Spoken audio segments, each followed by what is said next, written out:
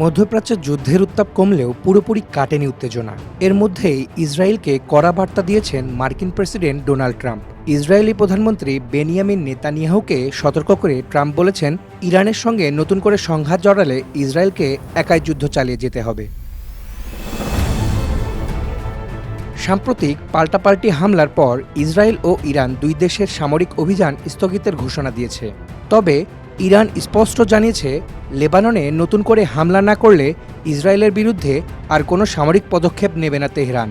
অন্যদিকে নেতানিয়াহু হুঁশিয়ারি দিয়ে বলেছেন, ইরান আবার হামলা চালালে পূর্ণ শক্তিতে জবাব দেবে ইসরায়েল। এদিকে উত্তেজনার মধ্যেও কূটনৈতিক তৎপরতা অব্যাহত রয়েছে। ইরানের প্রেসিডেন্ট মাসুদ পেজশকিয়ান জানিয়েছেন, আলোচনার পথ এখনও খোলা রয়েছে।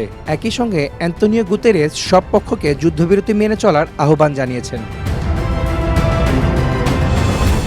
তবে উত্তর লেবানন ও ইয়েমেনকে কেন্দ্র করে পরিস্থিতি এখনও উত্তপ্ত। লেবাননেও ইসরায়েলি হামলার হতাহতের ঘটনা ঘটেছে, আর ইয়েমেন থেকে ইসরায়েলের দিকে ক্ষেপণাস্ত্র ছোড়া হচ্ছে। এতে যুদ্ধবিরতি থাকলেও মধ্যপ্রাচ্যে শান্তি কতটা টেকসই হবে তা নিয়ে রয়েছে শঙ্কা।